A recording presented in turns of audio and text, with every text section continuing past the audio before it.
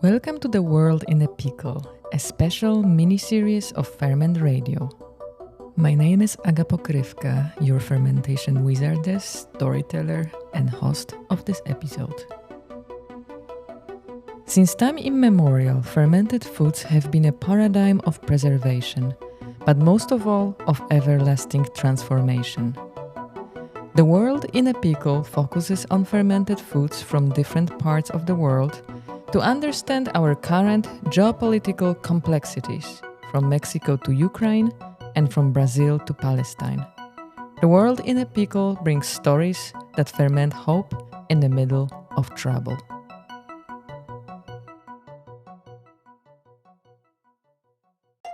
Episode 2: The War of the Soups. It was just before sunrise in early March 2022 in Kyiv, Ukraine. A woman sitting in her apartment's balcony was smoking and enjoying the first light of the day. Suddenly, she noticed something floating in the air. It was moving slowly and its buzzing intensified as it came closer to her. No, it was definitely not a bird. This was something she had never seen before. It was a drone. The Russian invasion on Ukraine had just begun a few days before, and she said to herself, "What if they start shooting at me with this drone?" She instinctively looked around for an object to use as a projectile. What did she find? A small jar of pickled tomatoes and plums calmly fermenting under the chair she was sitting on. She grabbed it and threw it with all her might. The drone went down, but she had a horrible feeling. Those were her favorite pickles. The situation became viral on social media. To many people, it was just some curious news, but to me, this was the beginning of the world in a pickle. After very personal first episode on an Estonian island, which by the way I very much recommend to check out if you still haven't, it is time to tell you the story that gave me the idea to develop the world in a pickle. This episode won't be about a jar of pickled tomatoes and the Russian drone, but about another kind of food that is a crucial part of Ukrainian identity, and guess what? It can also be fermented. That's right, I'm talking about borscht. Have you ever tried it? If you haven't, on this episode of The World in a Pickle, chef and promoter of Ukrainian cuisine, Yevhen Klopotenko, will tell you more about its special flavor, so you can taste it with your ears. So if we are speaking for now, for borscht, what is like how it is today, it's sweet and sour, red, smoky, deeply beetroot dish, which in aftertaste you have this taste of the stock. So first of all, you have a lot of deep taste of the veggies. Then you have the veggies, but main veggie is the beetroot. Then you have the sweet and sour combination of taste. Then some smokiness, and in the end you feel this stock in your mouth. Like it can be chicken stock or beef stock or other stock, but this combination of stock, beetroot, smokiness, and sour, sweet taste. But what would be the ingredients which are kind of repeating? Is there a core of borscht? So the core of the borscht for now, for today, it's a stock. Doesn't matter what kind of stock, or it's a vegetable stock, or a meat stock, or I don't know, fish stock. Doesn't matter. But it has to be like stock. Then you have to put as much as you can of beetroot. It can be baked beetroot. It can be fresh beetroot. It can be juice of the beetroot. It can be young beetroot, new beetroot, old beetroot. Doesn't matter. So a lot of beetroot stock. Then you have to have like a lot of different veggies. It doesn't matter. You have to have potatoes, cabbage, tomatoes, everything what you have you can put inside. So stock, beetroot, veggies, and then you have to have the smokiness maybe because of the smoked paprika, maybe because of the smoked pears we have, maybe because of the other smoked element. But normally it was because of the wooden oven, because everything was cooked in the wooden oven. So normally just smoke, and then in the end you have to have sour cream. It's sourness. But 200 years ago, the main ingredient was beetroot kvass. Yeah, it's about fermentation. It was just the simple two types of beetroot. It was the sweet beetroot, like sugar beetroot, and it was just the red beetroot. Some like half a kilo and 1 liter of water and nothing else, and just 5 days in the room temperature, like 12 degrees temperature. It's not room temperature, but 12 degrees for the 5 days, and you have the kind of bit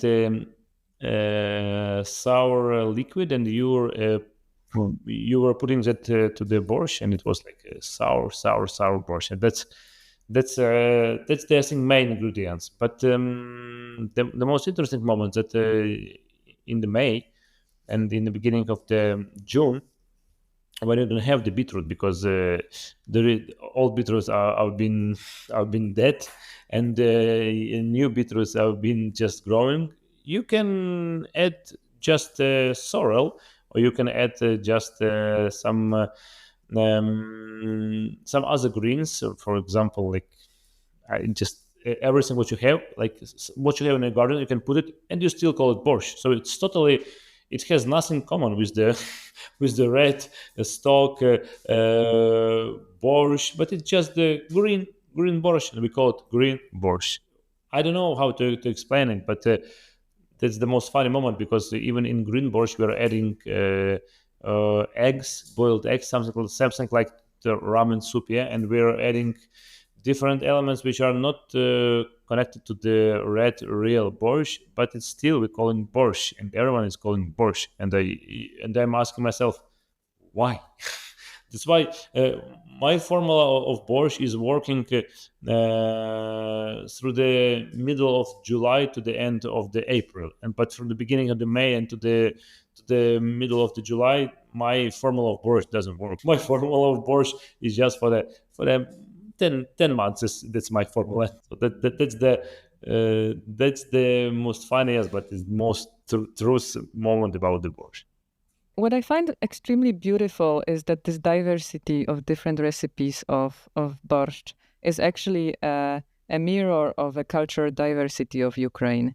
And I wonder, could you describe a Ukrainian culture or identity through borscht? Are there any common features between those two? Because normally we are a country which been suffering from the different other countries for the 100 centuries, and still you can say that there is nation of Ukrainians exist, because for the last 600 years it was a lot of different, starting from the Mongols and the ending from the Russia for now, but still we are alive, and we're still existing. And why we are existing? Because we have something in what we are trust more than our life. And borscht is something like this. It's when the huge invasion started, the 95% of the people they were running from their houses, and they were suffering. But the first dish which they cooked, as far as they could have opportunity, it was borscht. Because it's about safetyness, about imaginable safetyness, and that's the most prominent thing which is telling how important borscht. That first thing which when you were running from the army, or from the Russian army, you were running to some place, and then you had few hours of quietness. What you start to do? You start to cook the borscht. That's why it's in our DNA. And also, Ukrainians, we are not quarreling about the food normally. Like Italians, they quarrel about everything, and we are not quarreling about food. But if you will tell, but only one food which we can quarrel is about borscht. If I will tell that I'm not adding beans to the borscht, like a lot of people will say, it's not a borscht. You sure? I say, yeah, I had beans. Wow. And we can quarrel about only one dish. It's only about the borscht. That's why it's in our DNA. In 2019, the Russian Federation's Ministry of Foreign Affairs posted on social media that a timeless classic borscht is one of Russia's most famous and beloved dishes and a symbol of traditional cuisine. No wonder why so many people were outraged by this, especially that it wasn't the first time that borscht was claimed as Russian.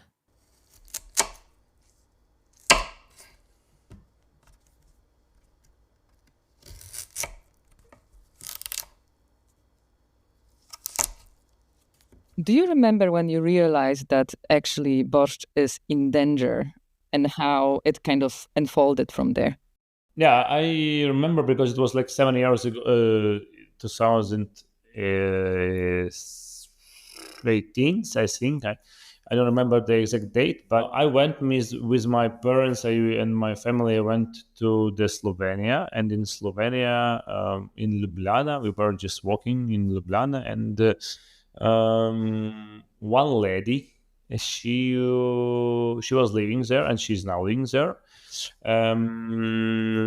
She was the mate of my father, and they meet each other in one cafe. I don't know how it happened, and they said, "What are you doing here?" Like it's like the classmates, which they didn't knew that they now in one city, in one place. It was just, I don't know. It was the moment like, what, in Ljubljana, in Slovenia, you from one school? How you could meet? It was the shock that moment, and then we started to be friends in the Facebook, and 3 months left, and she wrote me like, Yevgen, I was in a shop in a market, and I saw that you can buy here borscht, but it's written here it is Russian soup, borscht with Russian soup. I'm like, what is happening? I said, I'm sorry, what? And I started to discover that in a lot of different markets and shops in the world, in Europe, companies start to sell the preserved borscht, like borscht in the jars, and they start to call it Russian soup. And I said, well, okay to sell borscht, and not, yeah, you can sell, no worries, but to call it Russian soup, is that why are you doing that? And I started to dig, I started to discover, and and I understood that in a lot of restaurants all around the world, in the Russian restaurants, everyone is called like, it's a Russian dish, Russian dish. And I understood that this moment opened my eyes, because I start to understand that borscht is in danger. I was thinking that everyone knows that it's Ukrainian, no worries. But then I understood that it's only my point of view, like a point of view of all the world is totally different, and I started to do something. 5 years ago, Russia annexed Crimea and began a war in eastern Ukraine. Now they call borscht their own. What are they going to do next? Yevgen felt he had to do something, but he was not willing to pick up a weapon. Instead, he took up a knife, chopped up some beetroots, added a few more ingredients, and turned them into a soup. Then he traveled across Ukraine to find out where borscht comes from. If he could confirm the origins of this dish, maybe Ukrainian borscht could be protected by UNESCO, just like Georgian wine or Mexican cuisine.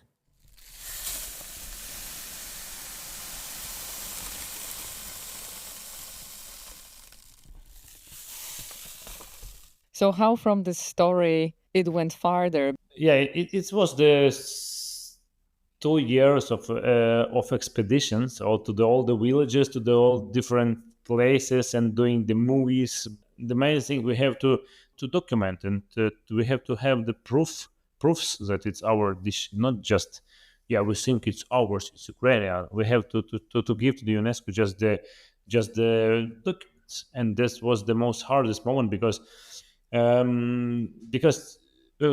like in Ukraine, we have the index of borscht, we have the villages which called borscht, we have the cities which called borscht, we have the surnames which called borscht, we have the proverbs like "don't over borscht" means don't over salt, and we never selling. If you put too much salt, we never call it you over salted. We call it you over borscht.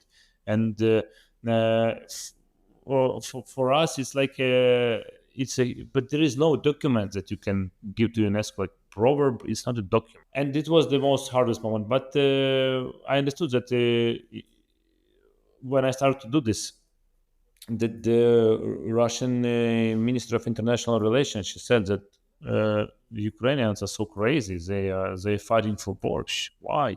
It's for everyone. It's a food of the world, like something like this. And I understood that what I'm doing is good thing. If Minister of International Relations start to speak about this part, and that's why I was keep doing step by step, step by step, step by step, step by step, and in the end I got like a 500 different documents, or even different historical people who is not connected to the food at all. They start to dig in the libraries, and for now, because of them, we have the first document where is the borscht been wrote it down like a dish. It was in Ukraine territory in Kiev, and that's because I started to do something and people connected to me, and we now, if someone will say who created the borscht, I will say we have the document that first mention about the borscht was in Kiev, and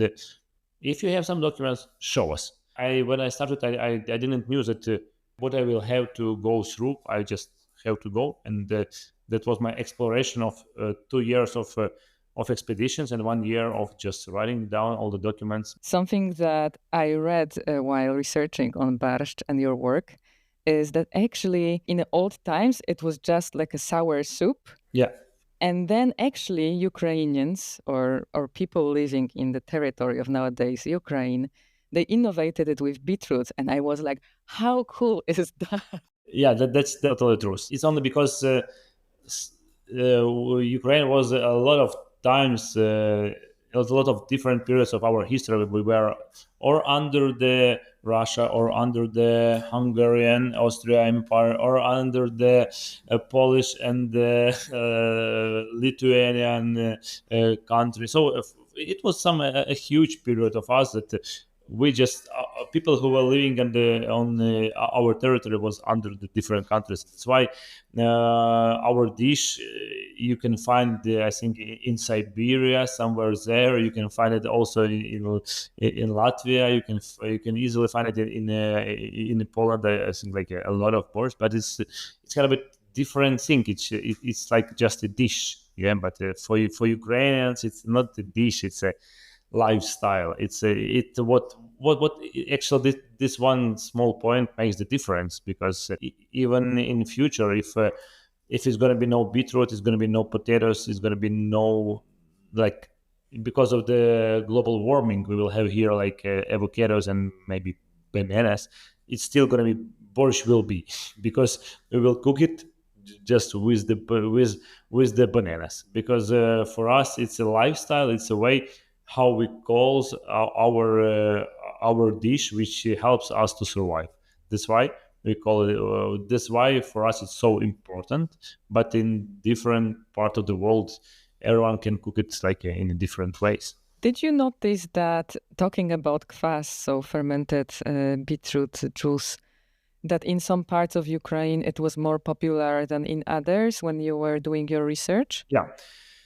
Definitely, it was popular more in the central Ukraine, but I don't know why. But because it was maybe huge tradition, and people in that region, in central Ukraine, they were doing a lot of preservation, a lot of fermentation, because it's something similar. The climate in the center of Ukraine, like more or less similar to the Denmark, to the North countries, and so it's the same methods of the preserving the the food. But if you're going to the Western Ukraine, we have a lot of mountains and a lot of trees, and normally in the Western Ukraine, preservation is more about the smoke, and in the East Ukraine, it's more like a sun-dried, something like this. Kvass is the most simple ferment ever. According to Yevgen's recipe, you only need 3 ingredients: beets, sugar, and water.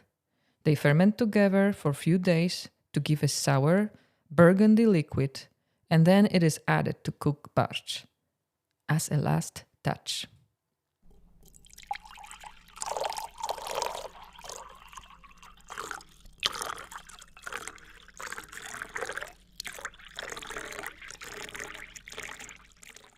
Was there anything that you didn't know before the trip and it was really surprising what you learned while meeting people and learning how they do borscht?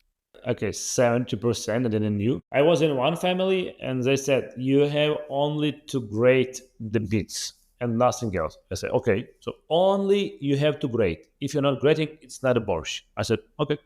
And then next day, maybe the next week, I'm coming to the other family and they're saying, you have to dice it. I said, no, but I was just in the family and they said that you have to grate. No, who is grading the beets? It's not the people. I don't know who is that. Never grade the beets. I said, uh, well, okay, let's go. Then I went to the other families. I said, you have to use only some kind of beets, which is combination of the white beet, I mean like of sugar beet, and it's like some kind of hybrid, which is well known in the south of in Ukraine, red beet and white beet. If you're using just other beets, it's not a borscht. I'm saying, but I was just no. You have to do it only like this way.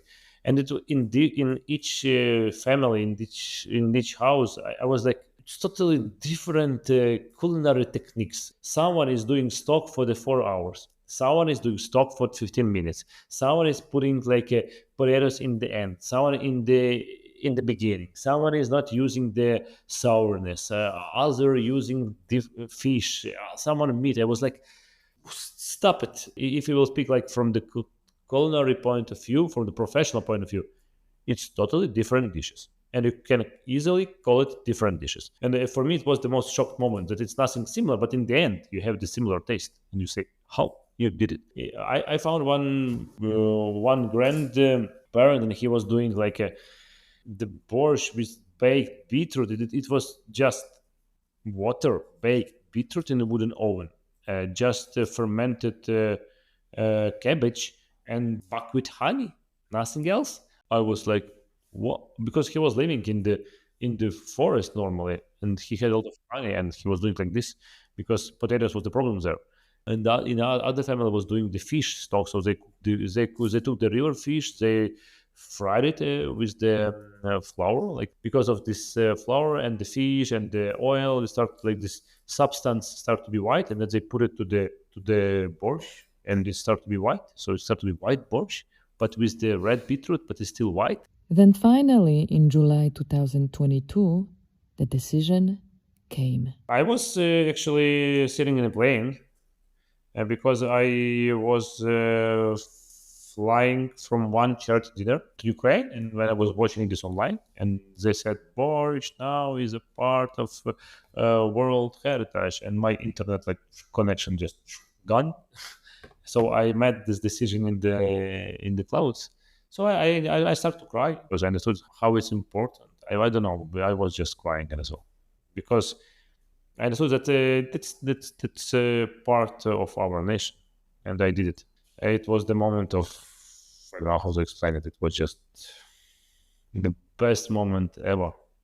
And it's I always said, well, nothing else was happening. I was just crying, and so then I asked for some whiskey, and then I fall asleep because it was hard to wait to the moment when I will be when I will have connection, and then when I had connection, I had a lot of messages and all this stuff like on more than on your birthday, you know. That was an important victory to celebrate in Ukraine. But one question still remains. Did the UNESCO officials, whomever was making decision or receiving the documents, did they taste borscht? Did you have to bring a soup to them? Unfortunately not. But after the head manager, she came to Ukraine and she came to my restaurant and she cooked actually the borscht with me. And then I preserved the one jar, and this one jar is still standing in my restaurant for the day when it's going to be victory, and I will present it to her. And after she ate this borscht, so I said, that's your job, and she was laughing. Like I said, now you're eating not just the food, now you're eating the world heritage. Please enjoy it.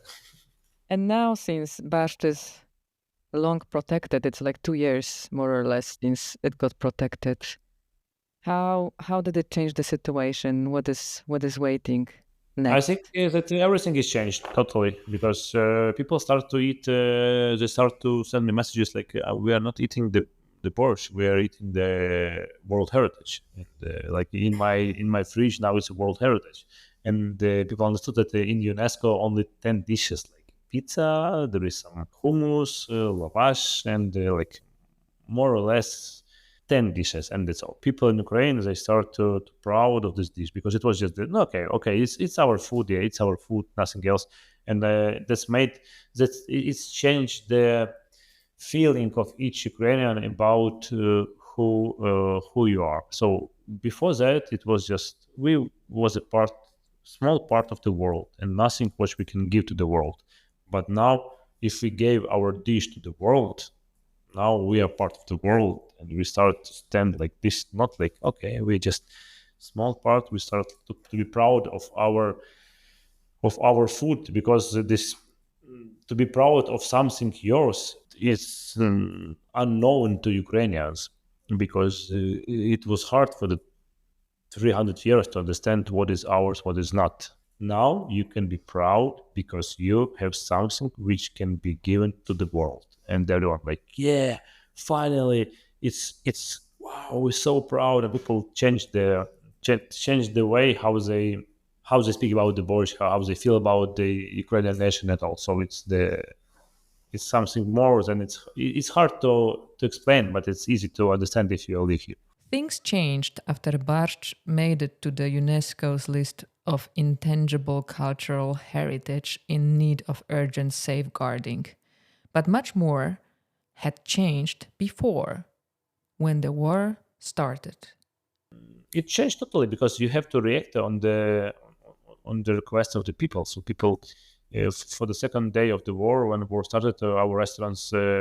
I had only one restaurant at the time, and my restaurant changed to the canteen, and we start to feed the territory army. We start to feed our soldiers. So normally we start to be the so some important part of we were doing like a 1,500 portions a day. So, and then I went to the Western Ukraine, to the Lviv, and I opened on the second week of the war. I opened one more cafe. So it was my second restaurant. And that restaurant we were feeding the refugees and the people who were suffering to the war. So, and for now, how it's changed, it's been changing all the time. So it's not the moment when it's changed. So it's been changing still. So today we have a lot of blackouts, so a lot of restaurants that don't have electricity, and we have to change the menu. But for people, if they see that the restaurant is working, they understand that life is been happening. And if that shops are closing and the restaurants are closing, and so you start to fall in depression. So for us, it's it's important to move on, to keep on, because it's encouraging the people who are living, and that's why it's so my life changed like everyone in Ukraine changed when the war started. But you have not to sit and cry. You have to do the best you can do at this moment, and do what you can do to keep moving to the our moment of the win.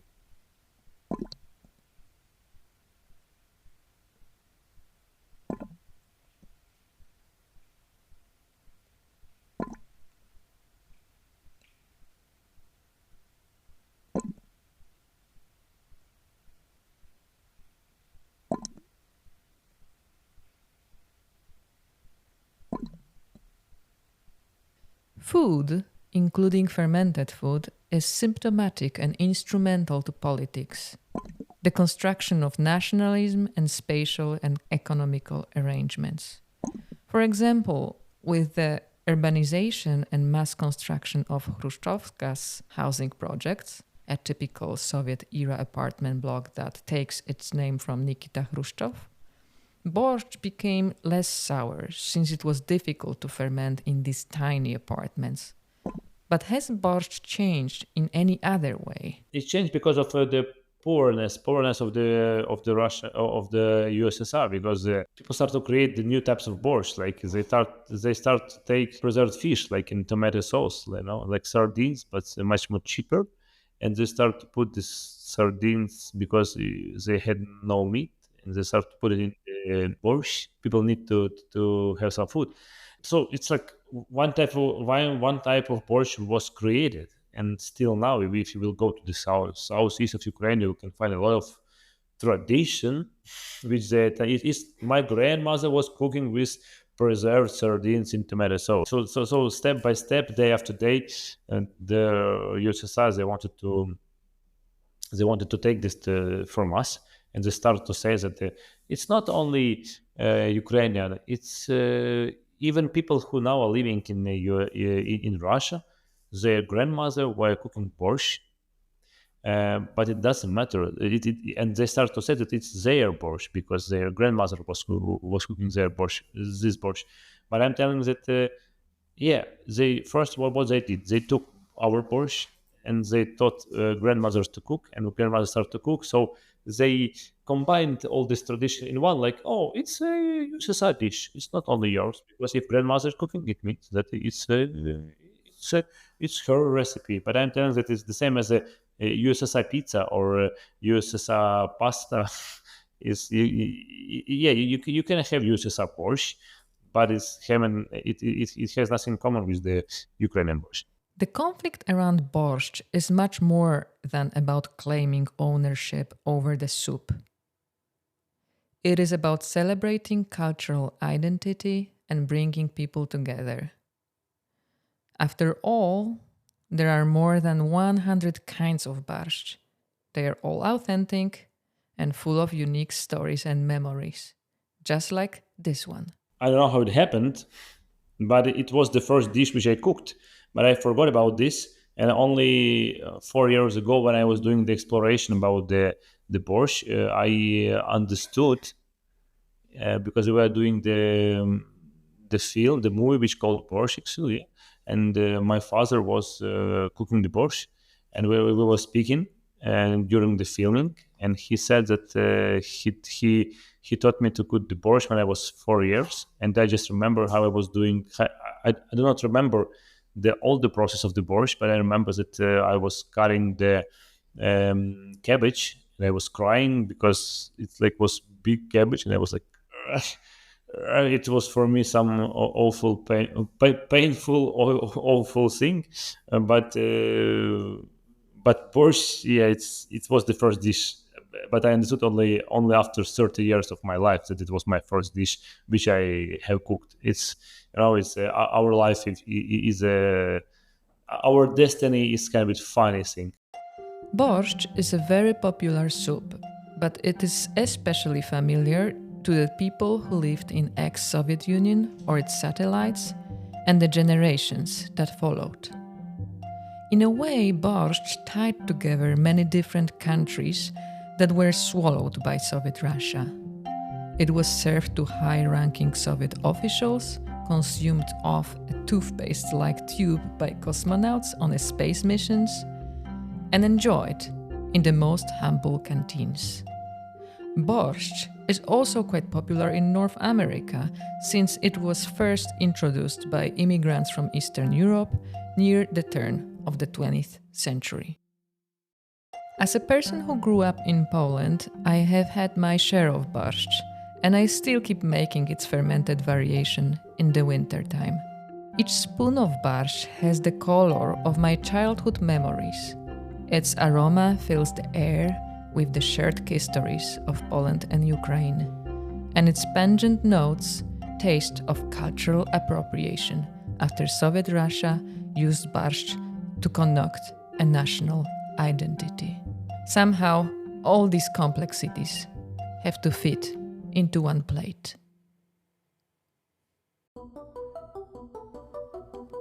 I hope this episode of The World in a Pickle helps you co-feel with personal experiences of unrest. I hope fermented food helps you transform your prejudices, simplifications, and generalizations. I hope it also encourages you to integrate your personal experiences into the global happenings we are all part of in a smaller or bigger extent. If you like this episode, please share it. If you would like to know more about the show, listen to this episode again, or find previous episodes, please go to fermentradio.com. You can subscribe to this podcast on Spotify, Apple Podcasts, and more. We would love to know what you think of this conversation, hear your human microbial stories, and your suggestions for future episodes. We are always looking forward to hearing from you at hello@fermentradio.com. You can also leave us an audio message on Instagram. The World in a Pickle is supported by the Kone Foundation and the Center for the Social Study of Microbes at the University of Helsinki and is brought to you by Super Eclectic. I'm grateful for this support and most of all for all our amazing Ferment Radio listeners. I am your host Aga Pokrywka. Keep fermenting and stay tuned for the next episode of Ferment Radio.